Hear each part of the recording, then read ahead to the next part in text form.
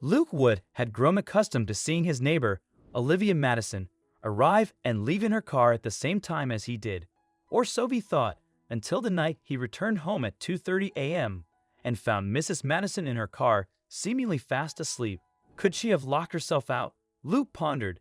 It dawned on him that he had never witnessed Mrs. Madison driving her car, not once. Concerned, Luke approached her beat-up old Ford and peered inside. There, Mrs. Madison reclined in the front seat of the passenger side, covered by a thick comforter, deeply asleep. Several boxes of groceries and basic necessities were neatly organized in the backseat. It became evident that Mrs. Madison, 79 years old, was living in her car. Why? Wondered Luke, shocked. She owned a house next to his, a beautiful Victorian two-story, which had begun to appear sadly neglected after Mr. Madison's passing 3 years earlier. Luke walked back outside and approached Mrs. Madison's car again. He knocked gently on the window until Mrs. Madison's eyelids fluttered. Mrs. Madison woke up, and she looked a little frightened, but Luke's kindly smile reassured her. "Mrs. Madison, please come out of the car and come inside. My wife has a nice cup of hot chocolate for you and a warm bed. I'm not leaving unless you come with me," Luke said firmly. Finally, Mrs. Madison opened the door and got out of the car. Luke wrapped her in her comforter and led her up the path to his door. Inside, Lydia waited with the promised cup of hot chocolate. Mrs. Madison took the first sip, and tears filled her eyes. "Mrs. Madison, why were you sleeping in your car?" Lydia asked gently.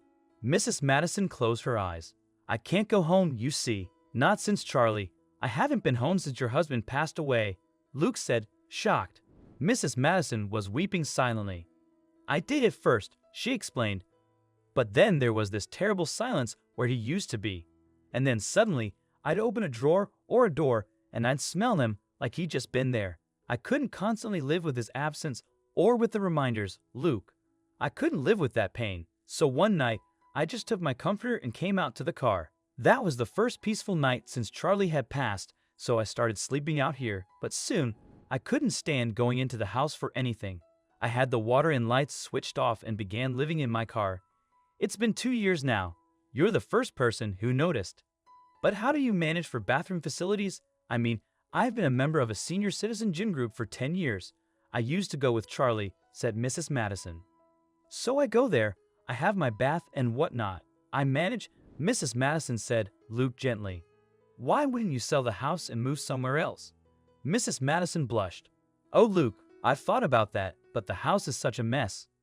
Will you go to bed now? And tomorrow I'll go look it over, okay?" Luke said kindly. "And if you allow me to, I'll have the house cleaned up, and you can sell it." Mrs. Madison gave Luke and Lydia a grateful hug. "Thank you, my dears. You've given me hope." The next day, Luke called a friend of his who had a small business restoring old homes and asked him to visit Mrs. Madison's house. With him, when the two men walked into the house, they were shocked. The whole house was covered with layers of dust, and thick bales of spider webs hung from the ceilings and light fixtures. But worst of all, the walls were covered from floor to ceiling with strange-looking black slime. He went to his car and brought back 2 face masks and a series of glass tubes. The two men went in, and Luke watched as his friend collected samples of the substance he said was mold. Luke's friend was shaking his head. "Money," he said. "This could be bad. I'm taking this to the lab to see what they say, but it may be bad news." "Come on," said Luke. "I can call in a cleaning service. Just a little mold and dust isn't the end of the world." But Luke's friend shook his head. "If this is what I think it is, there's no way that this house will ever be clean or safe to live in." "Safe?" asked Luke. "What do you mean?" "If that is toxic mold, it will have seeped into every crevice of that house, under every floorboard, inside every wall. In fact, if your old lady friend had been living in the house, she'd be seriously ill by now." 3 days later, the news came back from the lab.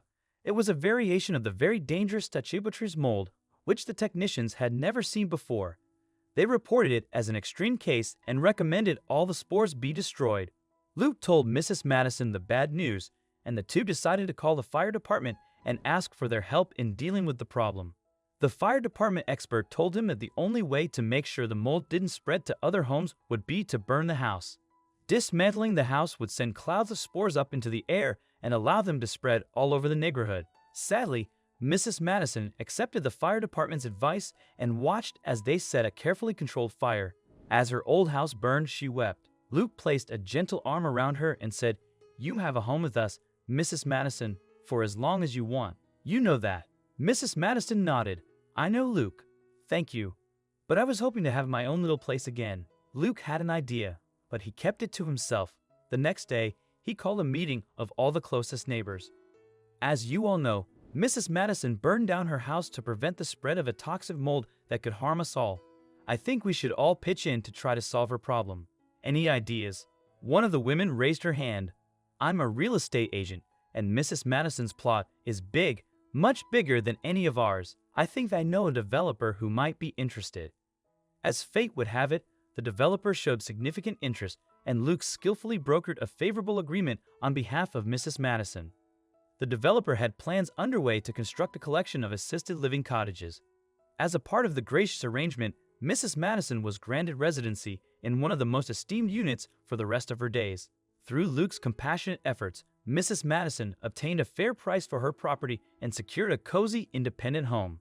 Consequently, Angie remained nestled in the beloved neighborhood, residing next to her cherished friends, Luke and Lydia Castle.